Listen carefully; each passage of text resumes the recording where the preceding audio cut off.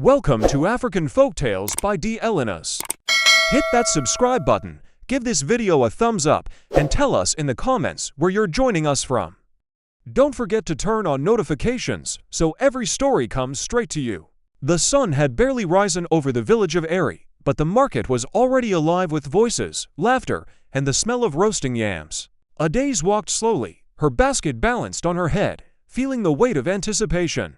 Today was the day she had been warned about, yet curiosity burned hotter than fear. She had heard the stories whispered in the village. Old healer Anuli was not like others. People came to her with illnesses, heartbreaks, or misfortune.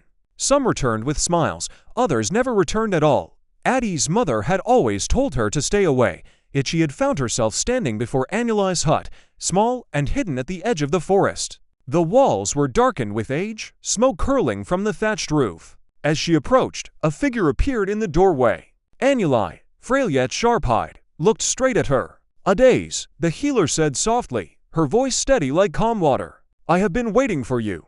There is something I must give you. Take this bag, but heed my warning, never open it unless the need is dire, for what is inside can change your life forever." Addie's hand shook as the small bag was placed into her palms. She wanted to speak, to ask what it contained, but Anuli's gaze silenced her. Fear and curiosity clashed in her chest. Adaze left the hut with the bag clutched tightly. The forest seemed different now, shadows deeper, wind colder, as if the trees whispered secrets she could not understand. She tried to focus on the familiar path back to the village, but every rustle made her heart race. What had the healer meant by never open it? At home, her mother was busy cooking, humming a tune Adaze knew well. "You're back early," she said without looking up. Adaze nodded, hiding the bag in her basket. That night, she lay awake, staring at the bag resting on her bedside. The scent of herbs clung faintly to it, earthy and sharp. She felt its weight not just in her hands, but in her mind. Sleep came reluctantly, and in the dream, Anuli appeared again. The healer's eyes glimmered with warning. "One day, Adaze, there will be a time when darkness comes too close. Only then must you open it. Trust in yourself, and in no other." Morning came, but the forest's chill followed her into the day. She tried to dismiss the dreams, yet every sound, every glance at the bag, seemed to promise that her life was about to shift. Deep down, she knew this bag held more than herbs or charm, it held destiny. Days passed, and Adaze tried to forget the encounter. She went to the market, helped her mother, and laughed with friends. Yet each time she passed Anuli's hut, a strange unease settled over her. She noticed movement behind the windows, shadows that seemed to watch her, and small whispers riding the wind. Then, one afternoon, the village fell silent. People ran through the market, shouting that a sickness was spreading in the neighboring town. Panic gripped Adaze as she heard cries of children, mothers wailing, and then shaking their heads in despair. Her chest tightened. Memories of Anuli's warning rose like smoke in her mind. That evening, Adaze sat with the small bag again. Her fingers brushed against it, hesitant. Something inside her knew she might need it sooner than she had imagined. Yet fear restrained her. She was not sure she was ready for what lay inside. Whatever it was. At midnight, a knock came at the door. It was a traveler, pale, trembling, with eyes wide in terror. "Please," he whispered, "your village. It's cursed. Only the girl with the bag. She can stop it." Adaze felt her pulse surge. The bag throbbed in her hands. Adaze held the bag close as the traveler explained. A dark force had been spreading, leaving sickness, accidents, and misfortune in its wake. The villagers had tried everything, herbs, prayers, and charms, but nothing worked. "Anuli gave it to you for this," he said, voice trembling. She knew this day would come. Fear and responsibility battled inside her. She had never imagined she could face something so powerful. But looking at the traveler, she felt a strange certainty. Her heart told her that she could not ignore this. She opened the bag slightly, enough to glimpse its contents: a small vial of dark liquid, a strip of cloth with strange symbols, and a folded note in Anuli's precise handwriting. The note read, "Pour the liquid where the shadow grows. Tie the cloth around your heart. Speak the words only when darkness is near. Trust your courage." Addie's hands trembled. The instructions were simple, yet the weight of their meaning pressed upon her chest. Could she do it? Could a girl like her, from a quiet village, confront something unseen, something ancient and malevolent? The next morning, Adaze began her journey to the heart of the village, where shadows lingered longest. The air was thick with heat and unease. Animals refused to move, children clung to their mothers, and elders whispered prayers under their breath. Every step felt like walking through a living warning. She carried the bag tightly, knowing she could not hesitate. The traveler had stayed behind, urging her, but unable to follow. People watched silently as she passed. Some believed the girl could save them. Others whispered doubts. Fear clung to the streets like a living fog. Adaze reached the first house where shadows gathered. She knelt, pouring the dark liquid across the threshold. A faint hiss rose from the ground, as if the earth were breathing. Then she tied the cloth around her chest and spoke the words aloud. Her voice trembled at first, but grew stronger. The shadows flinched, recoiling like smoke caught in the wind. Word spread quickly. Villagers came to watch, their fear mingled with hope. The bag in Addie's hands was no longer just a gift from the healer. It was a symbol of resistance, of courage, of the unseen fight between darkness and light. Night fell, but Adaze did not rest. She moved from house to house, repeating the ritual. Shadows twisted, groaned, and flickered under the moonlight. She realized the darkness was intelligent. It was testing her resolve, probing her courage. By midnight, exhaustion gnawed at her. Her arms ached, her voice cracked, and the cloth around her chest burned like fire. Yet she refused to stop. Deep inside, she felt Annuli's presence, guiding her silently, whispering courage in the wind. In the shadows, a figure watched. The air shifted as if alive. This was no ordinary curse. It had consciousness, and it resented being challenged. Adaze sensed its fury, but also felt a strange connection to it. Every time she spoke the words, a spark of light pushed back against the dark. By dawn, the first areas of the village were free. Windows glimmered in the sunlight, animals moved again, and children dared to play. Adaze collapsed against a tree, sweat and tears mingling, heart racing.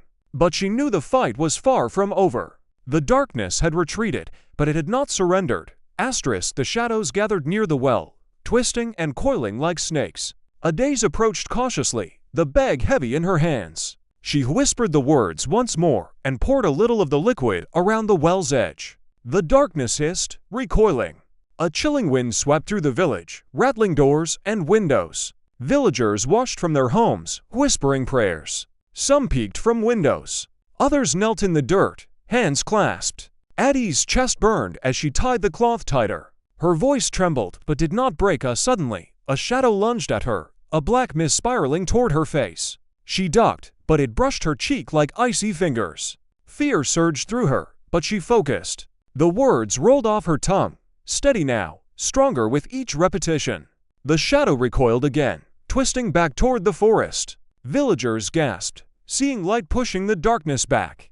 Adaze realized then that courage was stronger than fear, stronger than the unknown. She pressed forward to the next house, moving quickly yet carefully. Every time she spoke the words, the darkness shrank, yet it left a bitter chill behind. She was learning it could not touch her if her heart remained steadfast. She understood that the bag was not just a tool. It was a shield.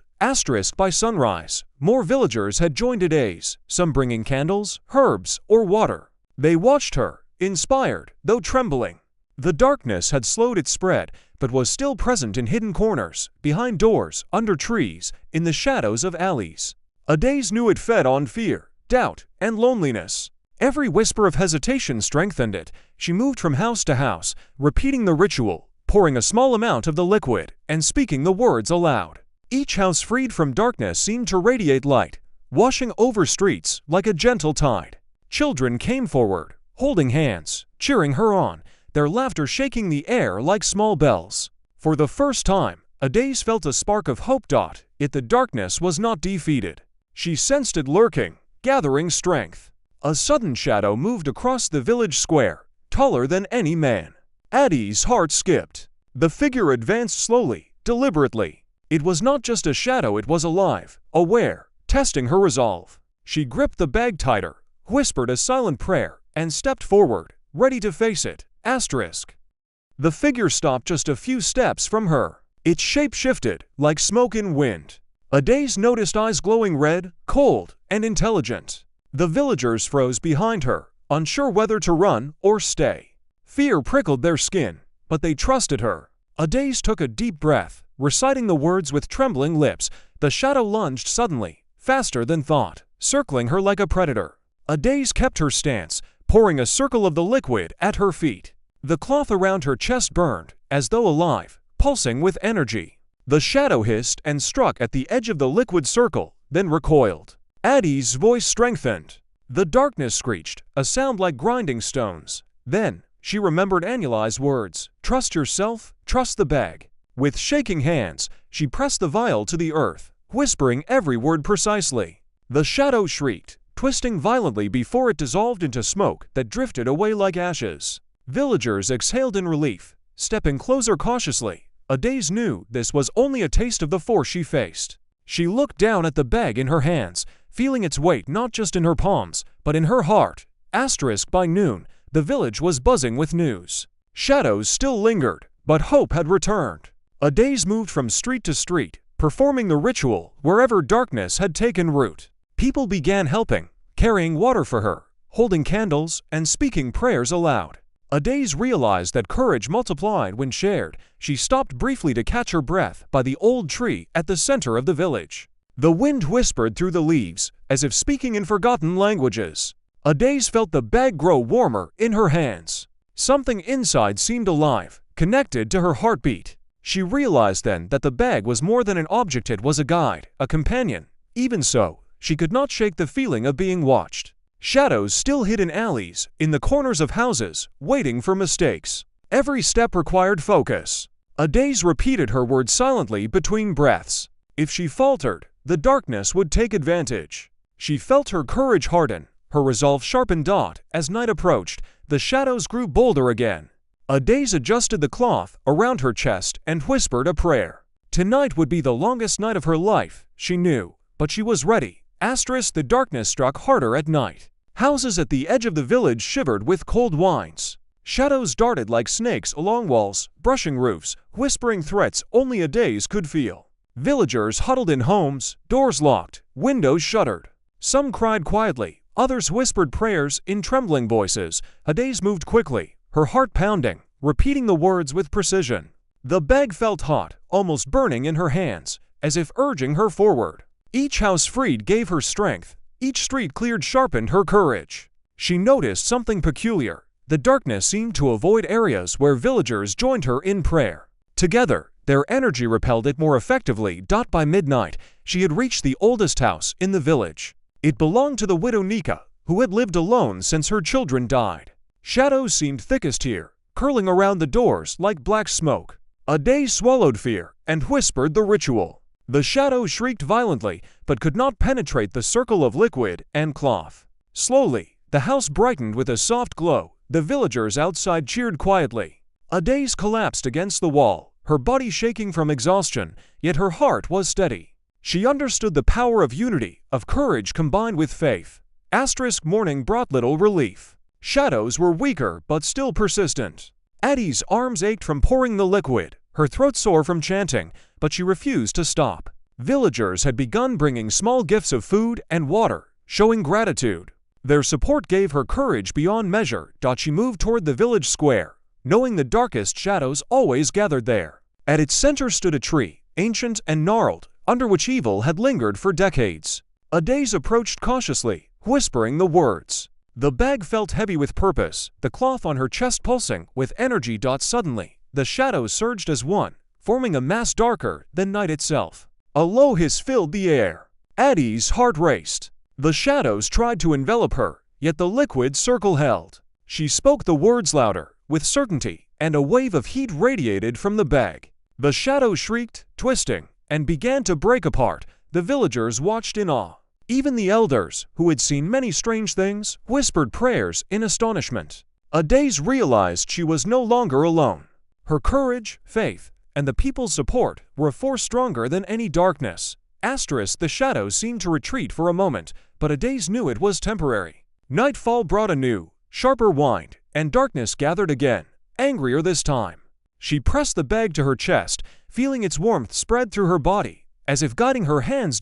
At the edge of the forest, the largest shadow yet emerged. It moved with purpose, intelligent and aware. Adaze stepped forward, reciting the words in a clear, unwavering voice. The shadow paused, testing her resolve. Her heart pounded, but she refused to flinch. She poured the dark liquid in a precise pattern and tied the cloth firmly. The shadow shrieked, twisting violently. It struck at the circle of liquid, but could not penetrate it.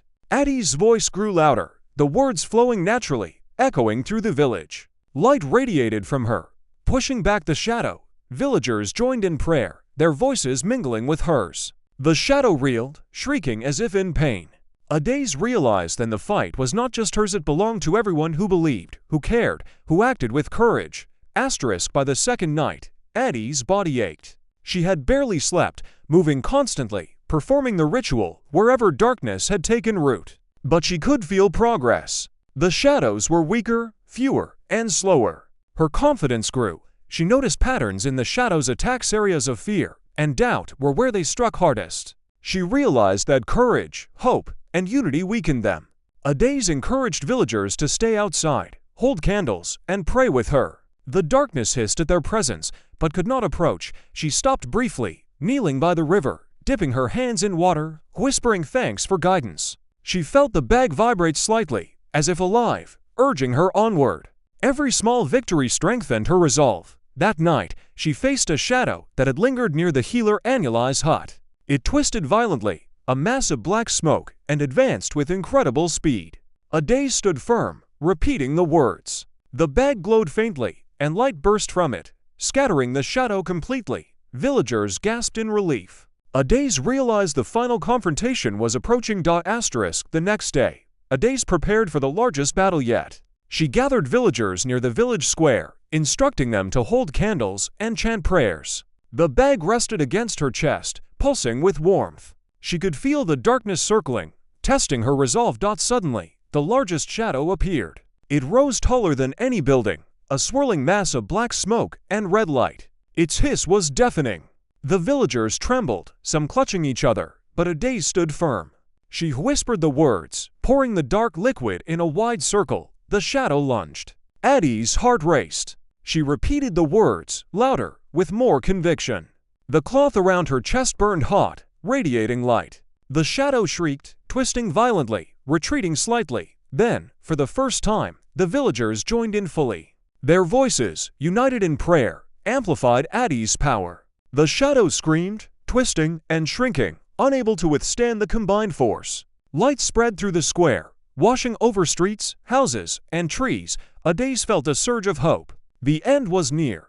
The shadow screamed in fury, a sound that shook the village square. Addie's hands trembled, but she held the bag tight against her chest. She knew that, if she faltered now, all her work would fail. Villagers shouted prayers, their voices echoing through the streets. Light burst from the circle she had drawn, bright enough to make the darkness recoil. The shadow twisted violently, splitting into smaller shapes that darted toward the villagers. Adaze stepped forward, repeating the words, her voice steady despite exhaustion.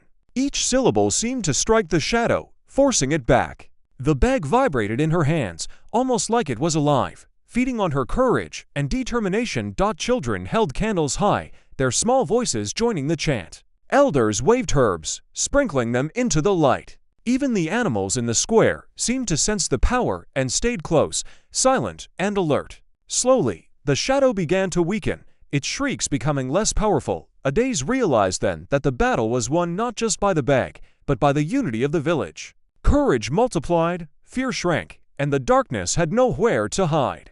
Tonight, they were all warriors, fighting for life, for hope, for each other. The shadow retreated, but Adaze knew it was not gone. She could feel it lingering, hiding, watching for mistakes. Exhaustion weighed on her shoulders, but she forced herself to continue. Each step she took, the bag pulsed with warmth, reminding her she was not alone. Villagers gathered around, offering words of encouragement. Some brought water, others held their hands in prayer. Adaze repeated the ritual at every corner, pouring a small amount of the liquid, tying the cloth tightly, whispering the sacred words. With each house freed, the shadow's influence waned. She paused briefly near the old healer Annuli's hut. Memories of Annuli's warnings flooded her mind. Never underestimate what hides in fear and anger. Courage is your shield, hope your sword. Adaze smiled faintly, realizing she had learned the lesson fully. By dawn, the first rays of sunlight broke over the village. Shadows were smaller now, cowering in corners, unable to move freely. Addie's heart swelled. She had faced the darkness, survived its tests, and learned that true power comes from courage, faith, and unity. The villagers began helping Adaze with the final cleansing. Together, they poured liquid around the village edges, chanting the words she had taught them. Even the children's laughter joined the rhythm, a sound the shadows could not bear. As the sun climbed higher, a new wind blew through the village. It was warm and gentle, scattering the last remnants of black smoke. Birds returned to the trees, and the scent of flowers filled the air. Adaze breathed deeply, feeling a sense of victory and relief, yet she remained cautious. She knew darkness could return if fear crept back into hearts. Adaze called a meeting in the square, explaining to villagers how their courage had driven the evil away. "Fear feeds the shadows," she said softly. "Unity, hope, and prayer will always protect us." The villagers listened intently, realizing the importance of vigilance. Adaze felt a quiet pride. For 20 years, darkness had controlled some, and now, together, they had reclaimed their village. She knew this was only the beginning. That night, Adaze slept lightly. Her dreams were filled with shadows twisting and shrieking, but she faced them calmly. When she woke, the bag lay next to her bed, glowing faintly. She understood now it was not just a tool, but a symbol of courage. A reminder that even ordinary people could fight extraordinary evil. Villagers began celebrating, though quietly, out of respect for the ordeal they had endured. Songs and prayers filled the streets, and children danced in the sunlight. Adaze joined them, but her eyes kept scanning for signs of returning darkness. By mid-morning, Annuli appeared, leaning on her staff. Her eyes were sharp, yet approving. "You have done well, Adaze. You faced fear and never wavered. The bag will rest now, but remember, vigilance is eternal.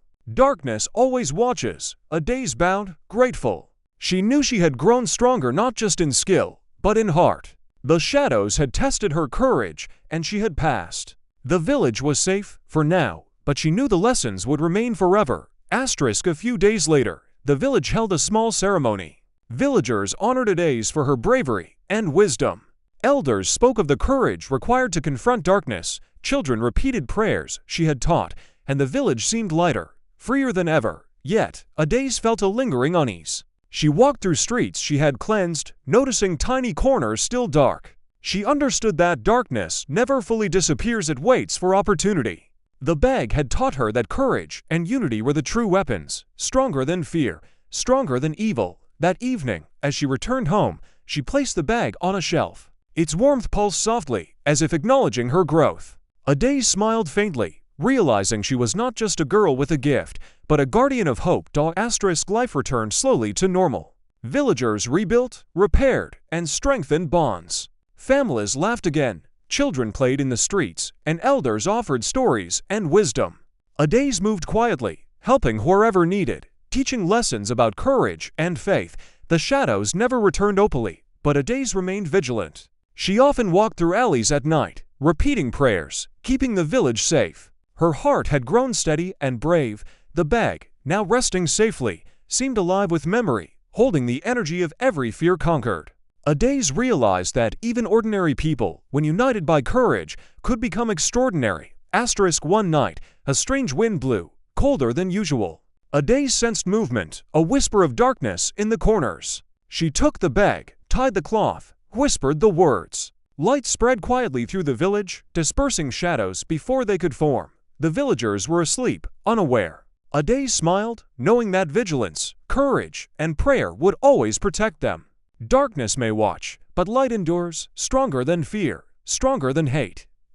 Months passed. Addie's courage became legend. Stories of her bravery, the bag, and the village's unity spread to nearby towns. Visitors came, seeking wisdom and hope. Adaze taught them that fear feeds evil, but courage and unity banish it. She also taught forgiveness. Many villagers had wronged each other in small ways, and Adaze encouraged reconciliation. Shadows could not thrive where hearts were united. One evening, Annuli returned, smiling faintly. "You have grown," she said, "not just in skill, but in spirit. The bag served its purpose, but it was your courage that triumphed. Remember, light always begins in the heart." Adaze nodded. She understood fully now that true power was not in magic, nor in objects, but in faith, courage, and love. Years later, Adaze became a healer herself, guiding others, teaching courage and faith. The village thrived, free of shadows, bound by unity and hope. The bag rested quietly, its lessons immortal. Adaze often whispered thanks to Anuli, knowing her courage had changed the village forever. Fear may rise, darkness may linger, but courage, faith, and unity would always prevail. The village never forgot the girl who faced shadows and won. Not with strength alone, but with heart, hope, and prayer.